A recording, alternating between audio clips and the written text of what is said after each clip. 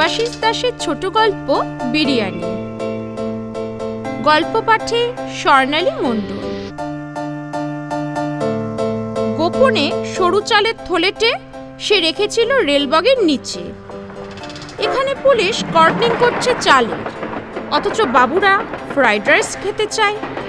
গন্তব্য শেষে রেলবগির নিচে ব্যাটারি বাক্সের ফাঁকে ফেসে যাওয়ার আকাঙ্ক্ষার সেই পুটলিটি বুকে চেপে টেনে হিচড়ে তা ছাড়িয়ে নিয়ে সময়ের ভুল অঙ্কে বাইরে গড়িয়ে আসতে গিয়ে এবং একই সঙ্গে লৌহ চাকার ছিন্ন ভিন্ন হতে হতে তার কানে কি বেজেছিল পূর্ণযাত্রার তীক্ষ্ণ হুইসেল।